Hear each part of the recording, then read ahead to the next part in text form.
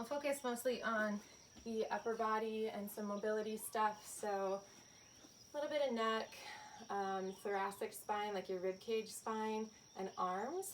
I know personally I've been feeling a lot of tension and strain and stress in my neck because of being on my phone all the time or being on the couch, having kind of sloppy posture, you know, with this home quarantine stuff. So hopefully this can alleviate some of those things. And if you're not in pain, that's awesome and amazing. Hopefully these stretches and exercises will help prevent pain for you. So we'll need a strap or a scarf or something of that nature. Last class I used just a long sleeve shirt, like a sturdy cotton shirt. That's not gonna be like a bungee cord, really stretchy. You want it to be kind of sturdy. And then your yoga block or pillow if you have one. If you don't have a yoga block, you can use your pillow to sit on right now. I like to have my block oriented this way, and I stick it in between my heels so my butt sits right here. And we start out in Sukhasana, our comfortable seat. Do whatever you need to do to get comfortable right now. Clear away the space around you, you know, prepare your physical shell for practice, and then we prepare ourselves emotionally and mentally for our practice. So get yourself settled in. Hopefully Harry will come back. I spooked him with the light. Come on, Hair Bear. Hair Bear. Hi. It's my co-teacher. Okay, so once you have your comfortable seat, Sukhasana, the translation means something like sweet or gentle, easy pose. Sukha like sugar. Settle into your Sukhasana with your eyes closed. And if you're familiar with the three-dimensional breath that we've talked about in the last couple classes, now is a great time to tap into that. If you're not so familiar with some deep breathing exercises, the point of this first couple minutes of class is to ground ourselves down. So we kind of bring our focus inward to our body and the sensations that are happening inside, not so much the distractions outside. So with your eyes closed, feel yourself pressing down into your seat so you can grow a little bit taller. Here, Britt, come here. So we don't want to be rounded over. We don't want to be leaning to the side. Unconsciously, we'll feel ourselves stacking each vertebrae at a time. It helps me to imagine actually starting with my lumbar spine. Allow for that little curve in your lower back, stacking those vertebrae, the thoracic spine. There will be a little bit of curve the other direction for your rib cage, and then again little curve for your cervical spine, your neck. So we're not trying to be straight as a backboard. We want to embrace the natural curves of our spine without really like hunching ourselves over, especially if we're working at a desk or we're spending a lot of time on the couch or something. We kind of end up like this guy. So think about drawing the belly in, slightly rolling the shoulder blades back, tucking the chin in slightly to the chest, not down, but like tucking in and back so the crown of our head becomes the highest point here. You don't need to roll and pinch the shoulder blades back and open, but check in and make sure that they're not rounded forward.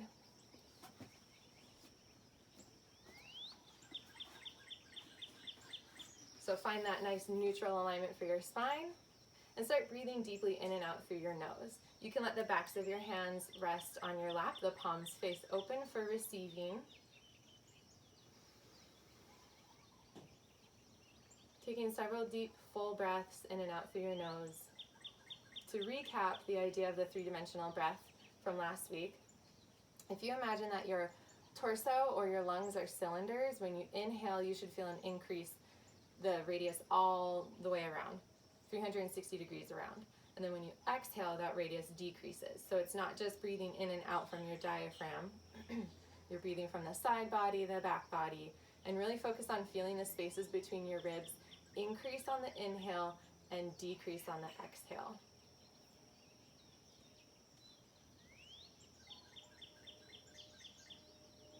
We'll use this next hour or so to turn off our autopilot, and we'll stay focused on our breath and try to link movements of our body with our breath. So we have a little bit of reprieve from that cruise control sensation of we're just going through the motions of our day-to-day activities. We don't really think about it too much. in our yoga class, we'll be very mindful.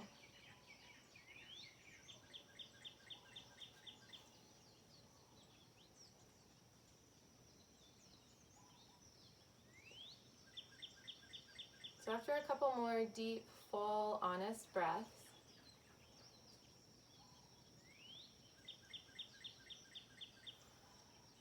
turn your palms to face down on your lap, and this is the same if you're sitting cross-legged as well. Just palms face down on your lap, maybe about where your knee is. Use your fingertips to grip into your knee and start taking your torso around in sweeping circular motions.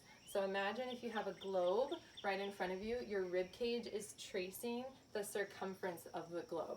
So you're not so much coming down and sweeping, but like barreling your chest around that globe. So bringing it forward, roll the shoulders back, bring your chest back, shoulders round forward slightly. Now try linking this movement with your breath. When you inhale, bringing the chest forward. Exhale, bring the chest back. Feel this compression in your core, hollow front body. Draw that belly button all the way in. Inhaling, sweep forward, really open the heart, send the shoulders wide, and exhale, take it back. Use this traction of your fingertips to help stretch out your scapulas. Your shoulder blades are separating on the back. It's a really nice stretch for your thoracic spine. We'll circle the opposite direction. And again, if you're sitting in a different way than I am, this will still look pretty much the same.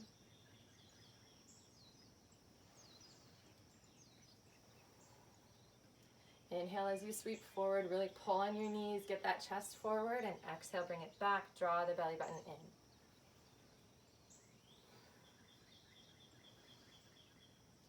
If you practice with me often, you know that I really like these sort of sweeping, circular, organic movements. Everybody will look a little bit different as they do this.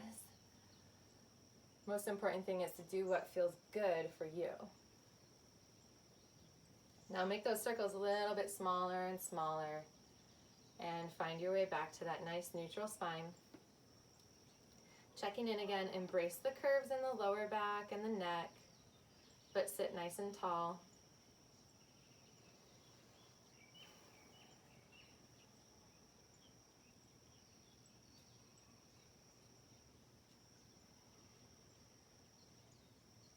Now again, draw the belly in, so belly is toned.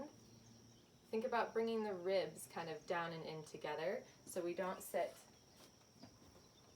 here with the rib cage jutting forward. Kind of draw everything in and up. And some more movement with our breath. On the inhale, lifting arms overhead. Interlace fingers together, press the palms up towards the sky, so you're going to flip the hands upward. And the exhale, press the palms forward, round the back, tuck the chin to the chest. Inhale, lifting up. Try not to crowd your shoulders around your ears so much with this really anxious shrug. So pull the humerus down in the shoulder socket. And the exhale, pressing forward, round the back. Drop that chin and head down. If one of these poses feels extra juicy and nice to you, you're welcome to hang out here a little bit longer. I like to give it a little wiggle here, side to side. And on my exhale, dropping my head down, kind of turning my head side to side, exploring, seeing how my neck is feeling today.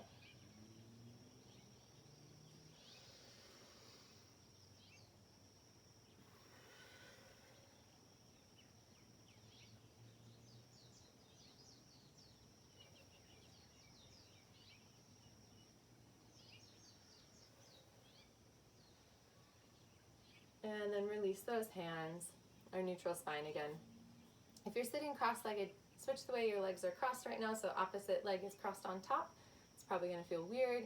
We always favor like our more dominant flexible side to cross a certain way, and then the other side kind of gets neglected and left out. So inclusive, both sides. So now we're sitting still here. Take both hands straight out to the side, flexing and stretching the fingers open as far as you can with the palms facing up. And we're going to flick our fingers in and out, kind of like hazard lights flashing, blinking. Think about sending your arms further apart from one another so all of these muscles are active and your hands are like stretching to their full capacity when they're open. And then just bring those fingers in, flick them right back out. So we're hazard lights flashing, flashing, flashing. Now turn the palms to face down and do the same.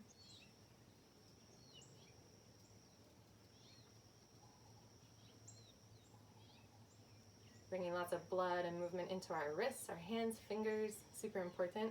Now turn the palms to face back, so we have internal rotation of the shoulders, palms facing back, and blinking hazard lights again.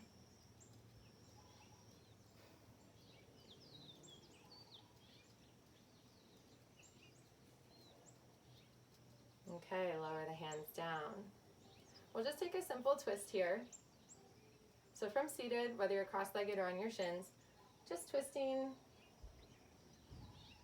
keeping yourself nice and tall. Use fingertip pressure on the ground and your leg to help twist just a tiny bit further. Be conscious to not crank yourself as far as possible.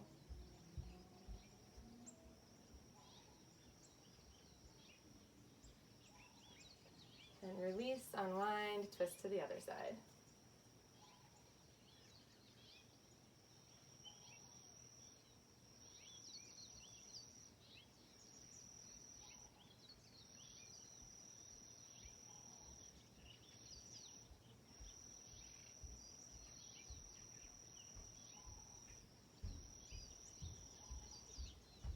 And release, untwist, unwind.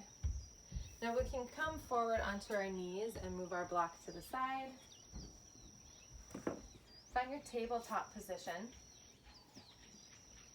Shoulders above your wrists and knees and hips are stacked. Start with both palms flat on the mat. One hand at a time, lift the palm off of the mat so the fingertips from the first knuckle to the end of the fingertip will stay in contact with the mat, so we're only hinging the palm up and down. You can do both hands together at the same time, but it might be a lot of pressure on those fingers, so you're welcome to experiment with it.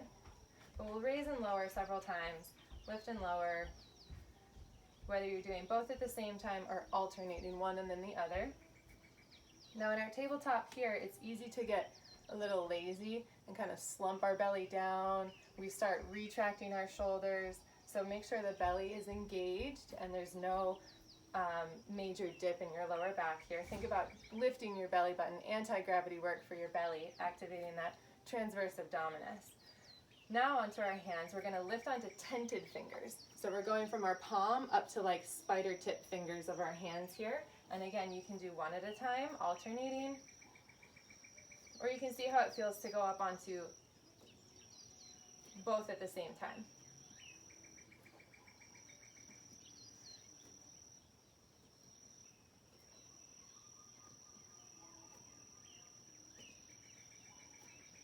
Couple more times. Remember to keep that belly engaged and lifted. Okay. So onto flat palms again. Turn the wrists to face together on your mat so your fingertips face outward. If you can, touching the wrists together is great. If not, a few inches apart is just the same benefits. And we're going to rock ourselves side to side. I like to take a little bit wider stance here with my knees so I can really send my body weight over side to side. And I'll show you from a different angle. We're really rocking back and forth. If this feels okay, you can bring the hands closer together.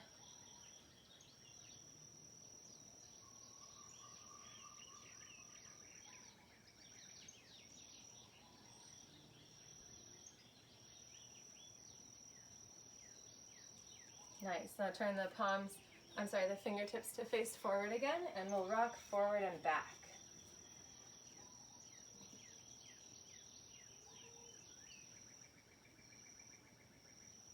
Now think about all the different pressure points on your hands here when you're bearing weight on them.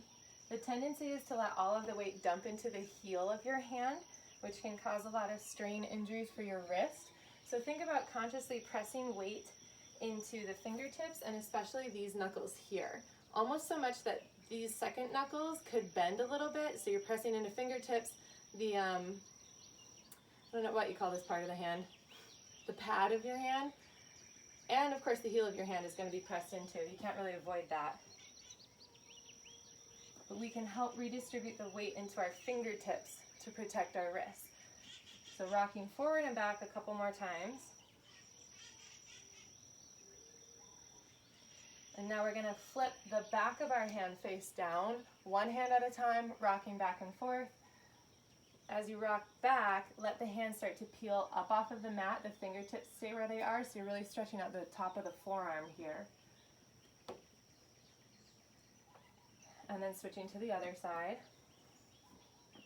If you're at home practicing on hard wood, and this is starting to get uncomfortable for your knees, you can always take a fold in your mat to have more padding under your knees, or you can stack two mats, or put a blanket under your mat, something like that.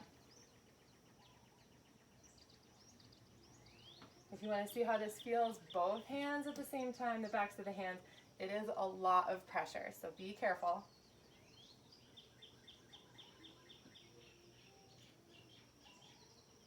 All right, let's take it back to our tabletop.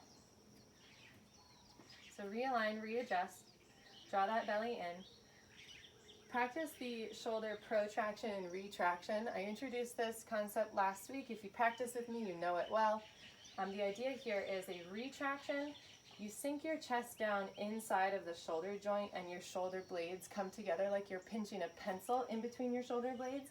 And the protraction, you press yourself up away from the mat so your heart is lifting in from like inside your shoulder blades, puffing your chest up in the back. So retraction, we're sinking that chest down, and protraction, we're lifting the chest up. Notice, it is not cat-cow. There should be minimal movement for your lower back, your lumbar, okay? And elbows stay straight here, not locked, not hyperextended, but we're not bending ourselves down as we retract, okay? So retract, it's about 2 inches of movement, chest comes down, and protract, we press and we lift, the chest comes up. Really, really good exercise for helping to stabilize the shoulder joint, helping to protect rotator cuffs, especially in your practice if you would like to add arm balances at some point. These are really, really helpful. So a couple more times through, keep that belly engaged, belly button is lifted. Still gripping into the mat with the fingertips, not dumping our weight into the heel of the hand. Couple more times. Okay, now center the left hand into the middle of the mat. And a big move here on an inhale, we're going to draw the right hand up the center line of the chest and the arm like we're drawing back a bow and arrow. We're going to lift that right hand all the way up, gazing up at the right hand. We'll do probably 3 or 4 of these, but first look down at your hips. Tendency is to sway the hips over to the right side to compensate for this twist in the thoracic spine, but we want to avoid that. So draw your hips back into that proper alignment for a tabletop. You'll feel less range of movement here opening the arm up, which is normal.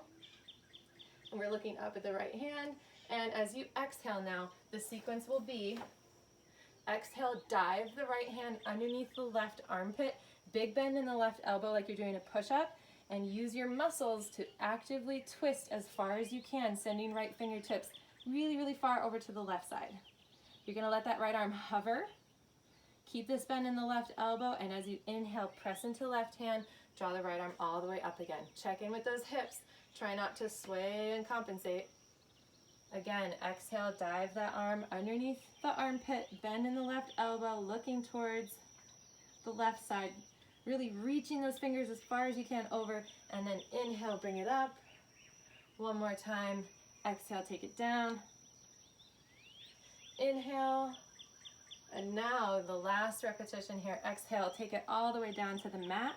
So the right arm is gonna rest on the mat, your right cheek or ear. If you have a pillow or a block, you could put that block underneath that ear to give you a little bit more stability in your neck.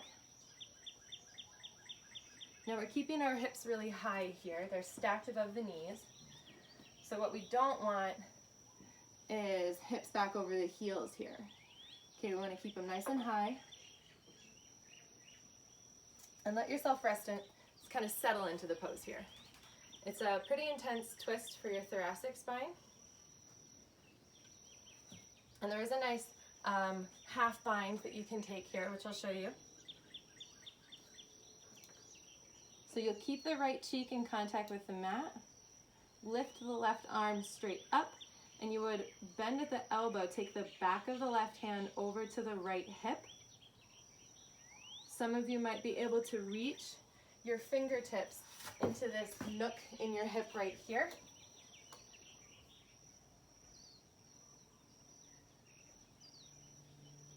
But also just placing the back of the hand on your right hip is a great modification for that bind.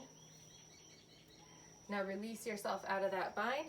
So you're gonna place the left hand back down in front of your face, and big inhale, press into the left hand, take the right all the way up and open, and feel your whole spine and rib cage just kind of release.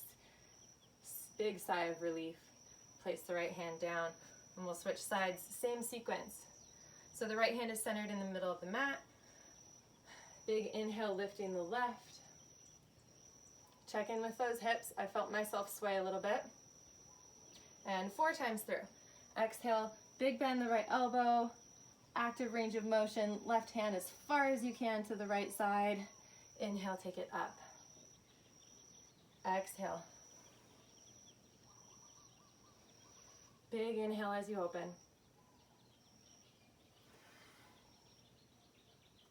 And one more. Taking that left arm all the way down now.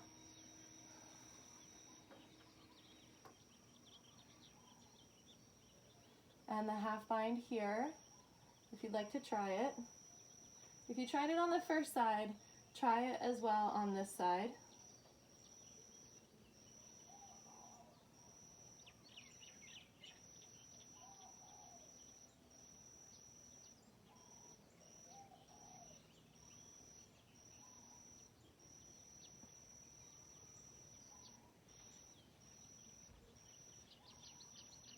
And release the half bind. Place right hand right in front of your face. And as you inhale, pressing and lifting all the way up. Look who's back. Hey, buddy. Okay, so we're back to a tabletop here. Hi, friend. Again, take that fold in your mat under your knees if you need it. We're going to sit back onto the tops of our feet. So we don't want the toes tucked like this. Tops of the feet on the mat, bring the hips back to the heels. We're not going to be here for long. I know it's probably a lot of pressure in the knees. Take the right hand to the right foot behind you. Probably fingertips just about touching the toes. Maybe you can grip onto the foot, but that's not necessary. So right hand somewhere around the right foot. Lift the left arm straight up and start to lift your hips. Now this might be all the further we get today, which is totally great. We're getting kind of a modified half camel here. And then we'll lower the hips down, swing the left hand down to the left foot, the right arm comes up, and we lift the hips again. So think of it kind of as like a half backstroke feeling, but we're getting our hips involved as well. Maybe some of us are here with the hips brought a little bit further forward, but remember, if you're here halfway, you're still getting all of the same benefits of the pose.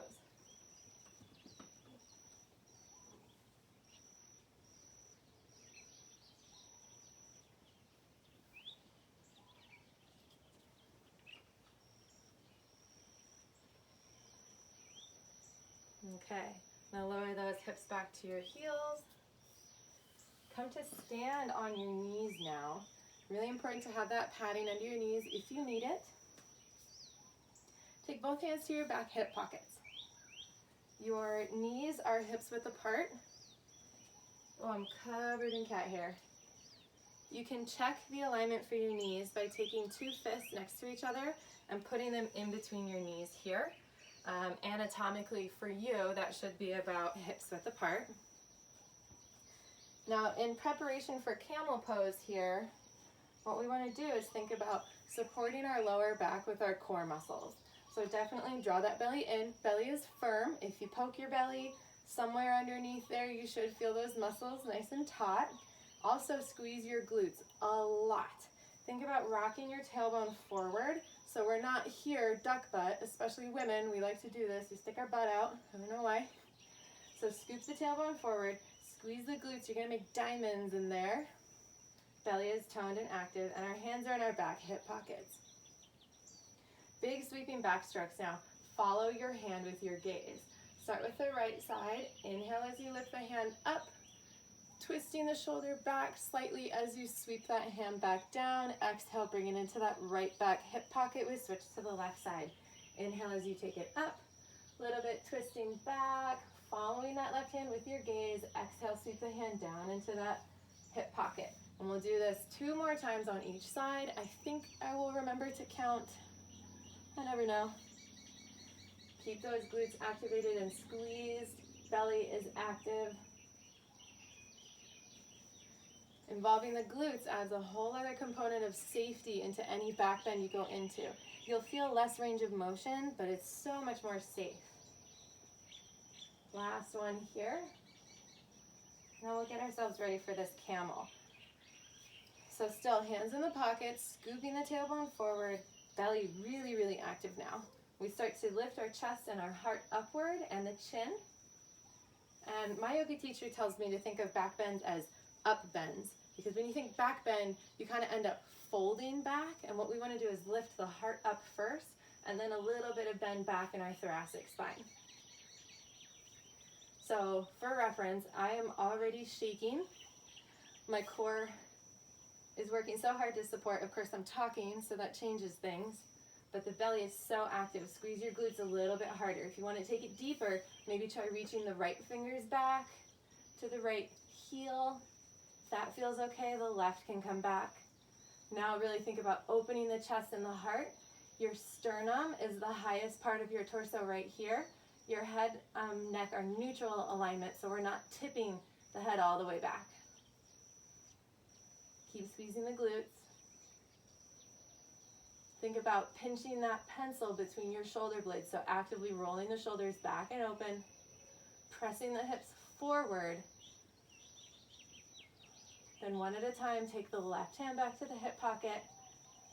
You can feel yourself if you're actually engaging your glutes. Take the right hand back to the hip pocket. Bring yourself upright, nice and slow. Don't want to get dizzy. Hips back to the heels. Sink down nice and slow. Really take your time getting into this child's pose. It feels so good. Stretching out those muscles of the back that we just contracted.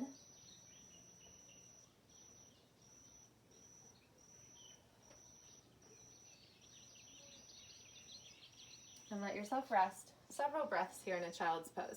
Now think about in child's pose, it's very relaxing, it's grounding, it's calming, but the mechanics of what's actually happening, your spine is lengthening all the way. So tailbone sinking down, your head, your neck sinking down. Kind of think of your spine as a nice rainbow relaxing down into your child's pose. Oh, here, bear.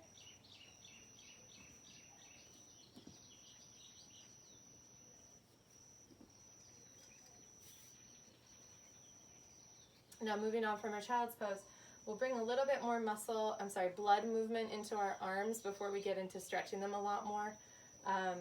You'll notice in my classes that I like to activate the muscle before we stretch it, which is probably the safest way. Come here, buddy.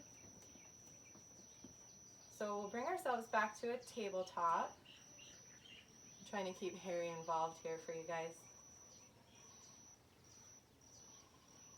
So from a tabletop, walk the hands about 6 inches forward. We'll take a supported plank. So you can test your alignment here if you wish. From a high plank, just lower the knees directly where they are. Or again, from your tabletop, walking your hands forward, bring those hips down and forward as well. Ideally, straight line from shoulder to hip to knee. You're welcome to try from the high plank here if you're comfortable with chaturanga and you feel you have a really strong practice. But honestly, after so many years of practicing and teaching, I still start in these supported planks so that I can really focus on my alignment, okay? So we'll start with the fingers facing forward. If you have hyperflexible joints like I do, it's important here to think about turning the inside of the elbow forward. It's a really, really minimal rotation. The fingertips stay exactly where they are, but you'll notice I can like lock my elbows and it can be really dangerous. So turn the inside of the elbows to face forward, and what that's going to do is keep the triceps close to the body as we lower down into our micro chaturanga. Notice the elbows don't go wide. They stay like my triceps are pinching into my rib cage here. From this side, we look like this, little baby chaturanga. Pull that belly in hard as you can, best as you can. Minimal dip in the lower back. Feel your fingertips pressing down into the mat and lift back up. You can do these at your own pace. You can also lower yourself down a little bit lower. Please no more than 90 degrees with your elbows, but I'm just gonna do little baby chaturangas. Lower down an inch or two and hold. Keep the belly active. Press back up. If you feel like this really serves you, you want to focus on building some more strength today, take it away. Do as many as you want. I'm tired already today, so I'll just do one more. Lower down and hold.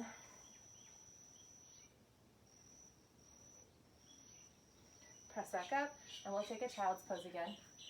Thumbs pointing up here.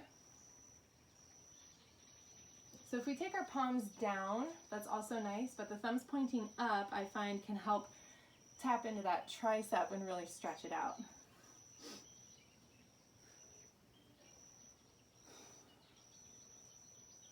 Another great counter stretch for those chaturangas. If you have two blocks, and you don't have to do this right now, but I just want to show you. If you have two blocks, or you have like a stack of books, it might work with pillows. Pillows might be too soft. You can put your blocks on the side here, elbows to the blocks, hands together in prayer. Walk those knees and hips back a little bit.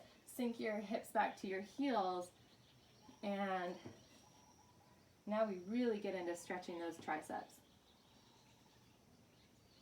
Your hands together can come behind your head.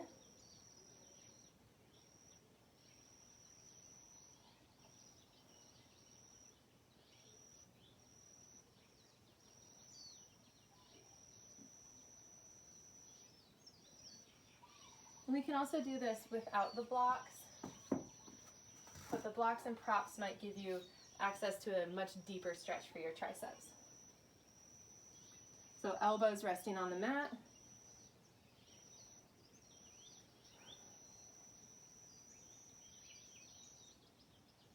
Hands in prayer at the back of the head. Okay. Now come back up to just your comfortable seat. So I always use my block in my seat here because my knees are a little bit crunchy. Now we'll get into a little bit more specific, deeper stretching for our shoulders. Take your strap or your scarf, your rope, whatever it is that you have. It is ideal that you have something that you can place in between your hands here for traction. And we want your strap to be at least your wingspan long, and you get to experiment with how long you want to hold your strap here. You'll have to play around with it a few times, especially if you haven't done this before. I don't know what the technical term for this is, but I call it shoulder flossing. Okay, so you take a nice width of your strap here, gripping really hard with both of your hands.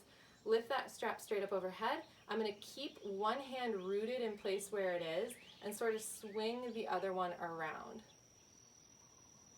So this top arm is holding the weight of the bottom arm as I get to explore the range of motion of the bottom arm. So I'm swinging it back, taking it forward, and then I'm going to switch sides.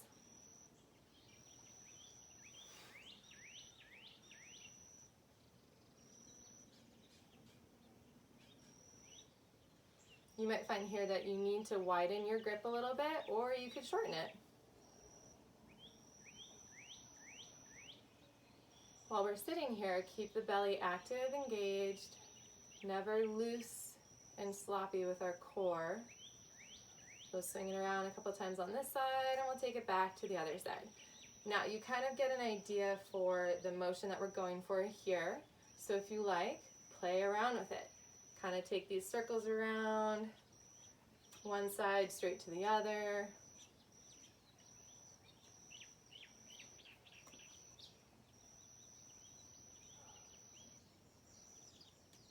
And then the other thing that we'll add in here, the other type of movement, will be the strap straight in front of you and keeping tension on our strap. So we're actively pressing like both hands away from one another. Relax those shoulders. Again, we're not tense up here. Shoulders are relaxed. We're going to take it up and over behind us. Really, really exploring that range of motion here. Okay, so when I take my hands behind, I'm actively squeezing my shoulder blades together. Again, that concept of trying to squeeze a pencil right in the middle of my back in between my shoulder blades. So I'm a little bit challenging my range of motion right now. You can take this wider grip to feel less challenge if you feel like, yeah, that's just way too much. But I'm really focusing on trying to increase my flexibility today. And then again, you can just kind of play around with it, this shoulder flossing idea. Really nice. I like to get a twist of my torso in there. Sweep it to the other side. Now, if you're bringing your strap up and over your head, try not to back bend a lot, because what will happen is if you have really tight shoulders, you can compensate for lack of motion in your shoulders by arching your back more. And that's not what we want to do, because that will just keep your shoulders from ever increasing their flexibility. So maybe that means wider grip of your strap, keep that belly drawn in here, and we're going to try to lift our strap up and over without arching the lower back.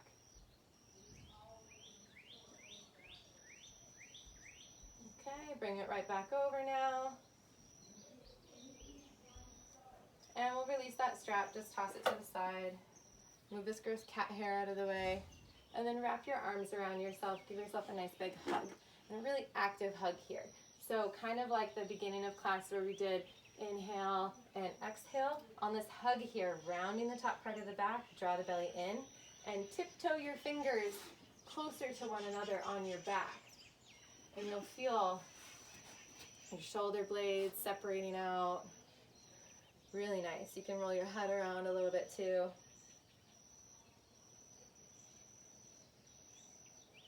And then switch, opposite arm on top.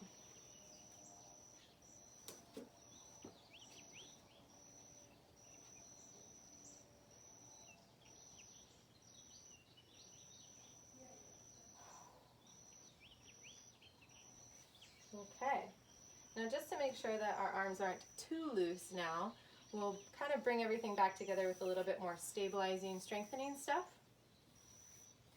So move your block or pillow to the side. Let's take a downward facing dog.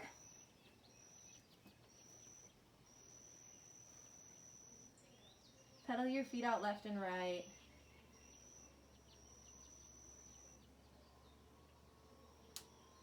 Big bend in one knee as you straighten the other.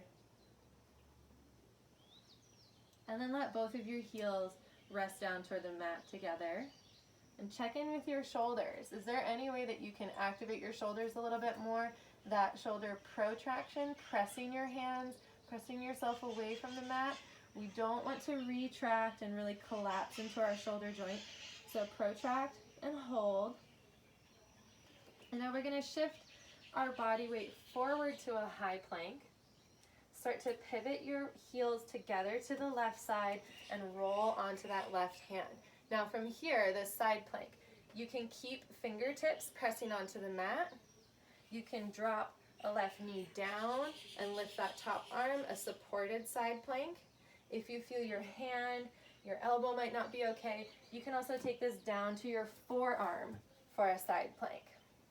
And even in this forearm side plank, keep these fingertips down on the mat for balance, or if you feel really okay with that, the top arm can be lifted all the way up.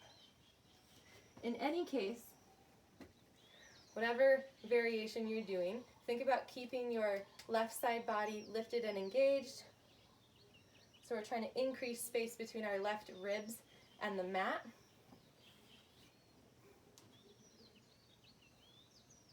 You might notice my feet are staggered. They're not stacked. You can stack your feet, but I find the stagger provides more balance for myself. Now we're really working hard, stabilizing with this left arm. The top arm here, we're gonna kind of thread the needle 3 times. Top arm comes underneath the bottom rib cage, roll your shoulders down towards the mat, and then lift it back up. 2 more times like that. Be sure to roll the shoulders down, and then open back up. Last one.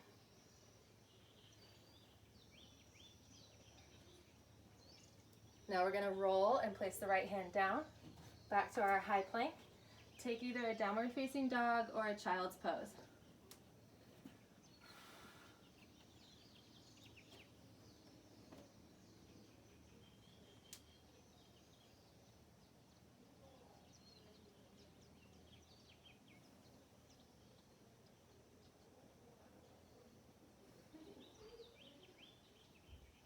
And shift forward for the right side.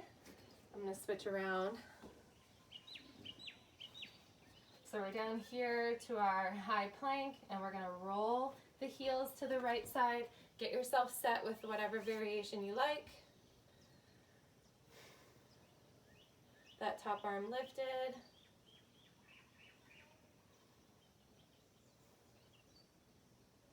Still gripping into the mat with the right fingertips. And then we'll thread the needle. Roll that left shoulder down, looking down towards the mat, and then lift it back up.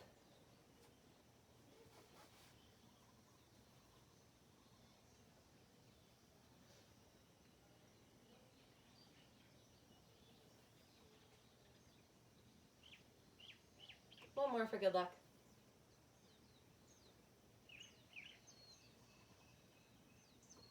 Now roll the left hand back down to the mat and take your rest pose, the downward facing dog or child's pose.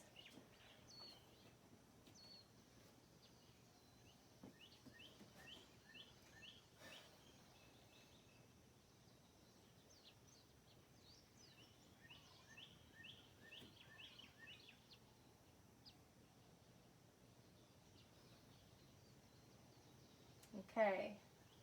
Knees down to the mat. We'll take a knee seat again. Of course, block or pillow if you need it. We'll grab that strap. Just one more deep stretch here before we get ready to rest. So grab your strap, and we'll go for a Gomukhasana or cow face pose with our arms. We're not going to do the leg portion of the pose here. So you could be cross-legged or sitting on your shins. Yeah. And we'll start by taking the strap in the right hand and lift that right arm nice and high. Hug the elbow towards the ear and then tip the hand down in between your shoulder blades. And so you're holding the strap here. And then you're going to reach the left arm behind. Here the strap, if you need it, you can grab onto the strap. Or if you're able to make the connection between your 2 fingers, your 2 hands, that's great as well. Really focus on keeping this right elbow close to your ear. Again, to compensate for lack of mobility, we tend to sway this arm out to the side and we kind of bring our torso to the left and then like, yeah, I can get my fingers together. But what we want to do is draw everything in and up, nice and tall. Now play around with this pose here for a minute or so. feel the difference between passive and active range of motion. So the passive range of motion, maybe you have the connection, maybe you have your strap in both hands and you're kind of just la la la la la, that's great. Turn on your muscles a little bit. Actively think about bringing both hands together more while keeping that elbow close to the ear. Also really important to keep the belly engaged. To compensate for lack of mobility, we tend to arch the back, so draw it in and up.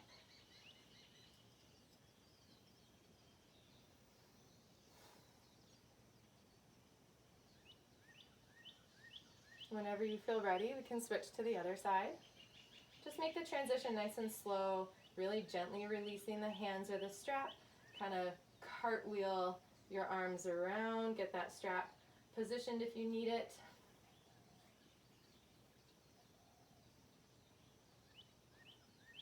Now keeping the left elbow nice and high.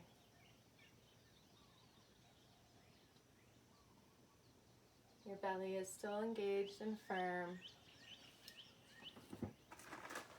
Here, bear. Try to get him back. Come on. Hi. Meow. Okay, so now we'll get ourselves ready for Shavasana, our resting pose. So you can move your props to the side, and we'll come to lie down on our back. Come here. And lay down on your back. Draw both of your knees into your chest.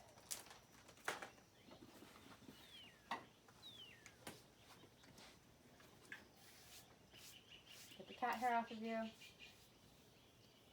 Come here. So we're on our back, knees into the chest. Give yourself a rock side to side. Feels really nice. And then we're going to take both knees together to the left side. Come here. Excuse me, Harry. You can use a block to prop up underneath your knees if you wish. The right arm starts out to the right side. You're gazing towards the right hand. Now also send the left arm to the left. So we have arms spread out apart from one another. We're starting out looking at our right hand. And what we're going to do is keep our gaze on our right hand. So we're going to follow it. We're going to lift the right hand up over to meet the left as if your arms are the pages of a book and you're closing the book. So now we're rolled onto the left side and then open again. Follow that right hand with your gaze. And close the pages of your book again. So over on the left side, you've got both hands together. And open one more time. And then close. Ow, Harry. He's attacking my hair right now. Ow. Stop. Okay, we'll open the right arm to the right again. Now you can just let your left arm rest. I like to have my left hand rest on the top of my right hip. It's kind of a really, really gentle self-adjustment. That little bit of weight, pressing the right hip down, gives me just that extra bit of opening for my lower back and my rib cage here. Settling into our rest now, so maybe eyes closed if you like.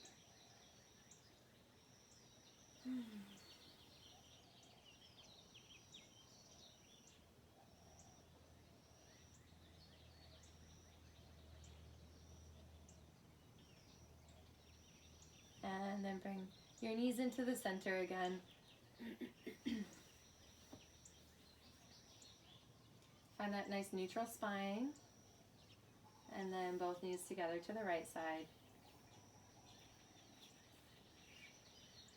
Send your arms out wide. Start by looking at the left hand.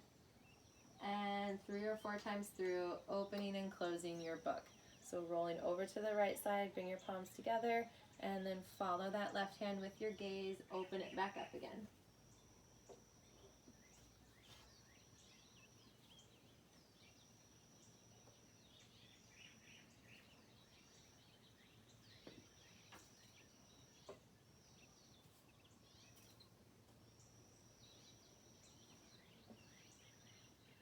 And then let yourself settle into the twist here, the left arm out to the left side, looking over your left shoulder.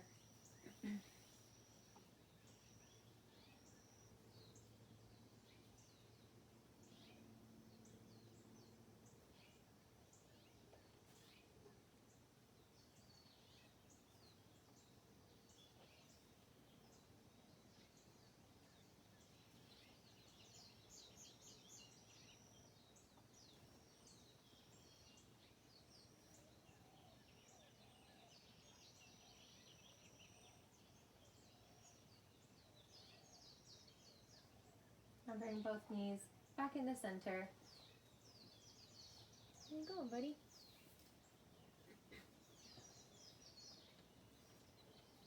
If there's another simple pose you particularly need right now, you're welcome to take that. You could throw in a happy baby just for good measure. Be really gentle with your legs since we didn't really do anything at all for our lower body today. Just be really gentle if you're taking a happy baby.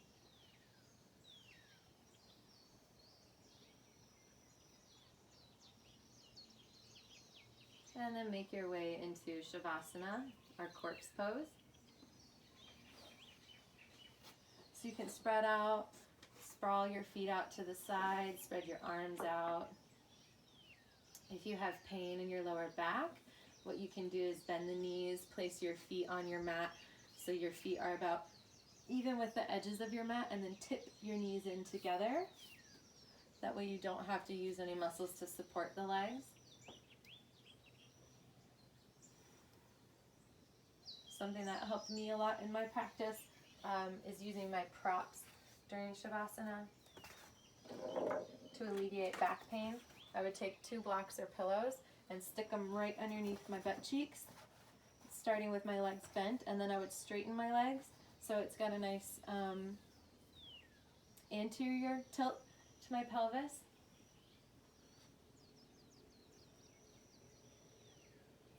So find whatever modification works for you, what feels nice.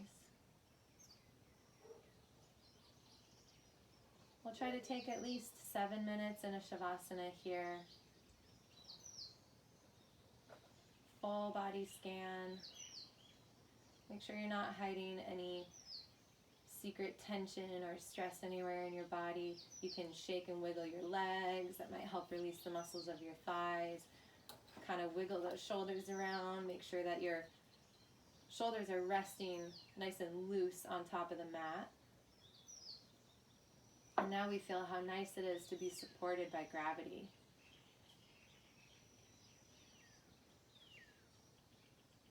Breathing in and out through the nose.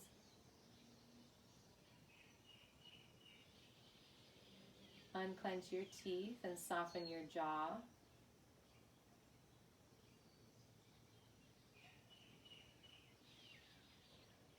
See if you can also soften the corners of your mouth. Soften the corners of your eyes and release your eyebrows. We tend to hold expressions on our face without realizing it, so all the muscles of your scalp, even your ears, can be soft now.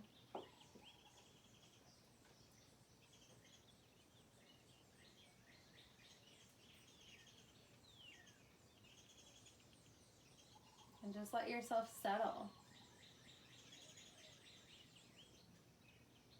I hope you can take a few minutes for yourself to rest like this when you feel ready to move, or perhaps you've set a timer or something kind of grabs your attention again. You can draw your knees in and roll to your side, really gently pressing yourself back up to your comfortable seat. And I'm going to sign off of Instagram Live before it kicks me off. And enjoy your Shavasana.